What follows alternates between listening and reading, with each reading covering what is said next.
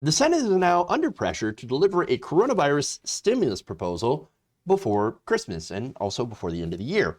Now, unfortunately, what has come out so far about the proposal is that this would be a giant giveaway to corporate America, even more so than the CARES Act, which was a massive transfer of wealth from the working class, from the middle class to the wealthiest.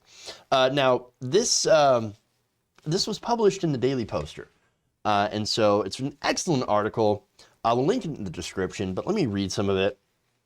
They said that draft legislation circulating in the U.S. Senate would now shield employees and the healthcare industry executives from legal consequences when their business decisions injure or kill workers, customers, and patients during the COVID-19 outbreak. In fact, the proposal to get legal protections follows a Harvard study showing a surge in worker COVID deaths following the request for government regulators' help. So obviously we have a real big issue right now with not protecting employees, our frontline employees especially. And understand that this is why Republicans and corporate Democrats are pushing these corporate liability bills. And let me give you some examples of why that's a complete and utter disaster. Already we've had workers in food industry plants like, or food processing plants like Tyson Foods.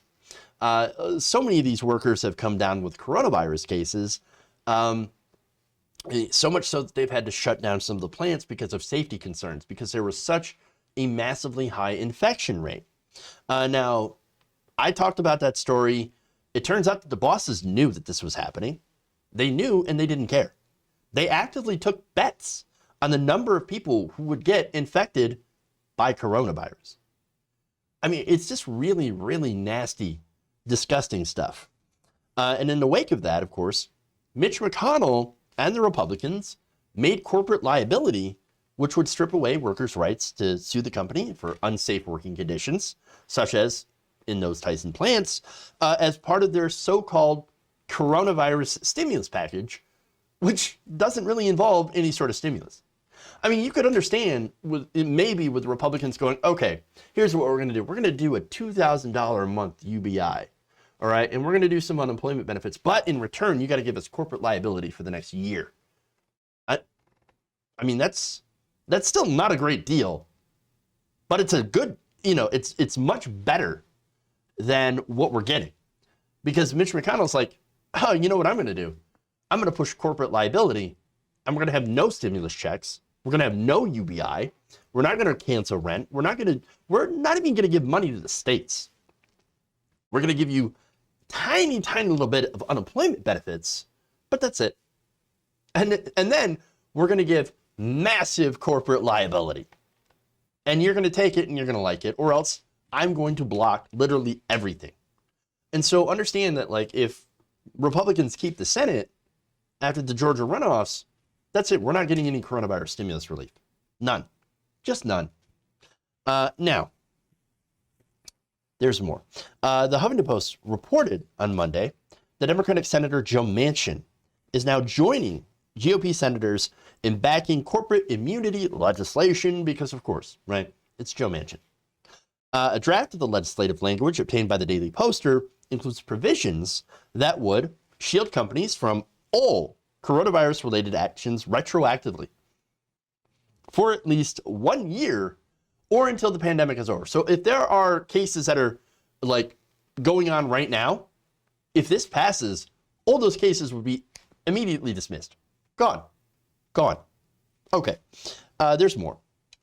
Let's see. This also would, again, apply in any case except for gross negligence. Now, what is gross negligence defined as? A conscious, voluntary act or omission in reckless disregard of a legal duty, the consequences to another party, and applicable government standards and guidance. That still seems rather weak and rather open-ended. Not good. There's more. Another provision would force most coronavirus-related lawsuits into federal courts. So now the problem with that, of course, is federal courts are considered to be more corporate-friendly than local courts and smaller courts. So that can be a little bit of a problem. It would also restrict the enforcement of long-standing laws such as the Fair Labor Standards Act of 1938, the Occupational Safety and Health Act of 1970, and even the Civil Rights Act of 1964, when companies say that they're attempting to comply with the government's coronavirus guidance. It would also empower the Attorney General to deem coronavirus-related lawsuits from workers, customers, and attorneys meritless, and then file civil action against them as retribution. So now if you try to sue your employer and you get sick from coronavirus from, having to go to work, they can go, I don't think your case has merit because I got a lot of campaign donations from said company. And not only am I going to dismiss this because it's meritless, I feel like you have agreed to the company. And so now I'm going to allow the company to sue you, to come after you, or I'm going to come after you for retribution. How dare you go after the corporations? How dare you? Sick. What a joke. But there's more. Finally, it would also shield healthcare executives from lawsuits through language copied word for word from a statute passed in New York by Democratic Governor Andrew Cuomo amid a spate of COVID deaths in the state's nursing homes. Sick. Very, very sick. So look, this is what the American people are seeing, right? Come out of Congress, all while you have a 9/11 worth of people who are dying from coronavirus every single day. And what are our lawmakers doing? Protecting corporations.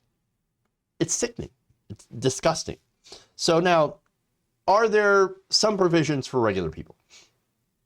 Well, maybe.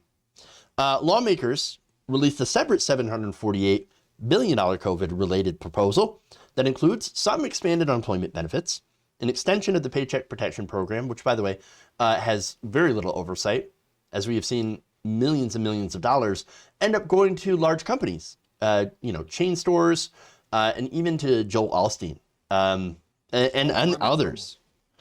And let's see, there's more to this. It would fund COVID-19 testing and vaccine distribution, okay, but also reauthorize the CARES Act provision, allowing the government to funnel money to out-of-work defense contractors.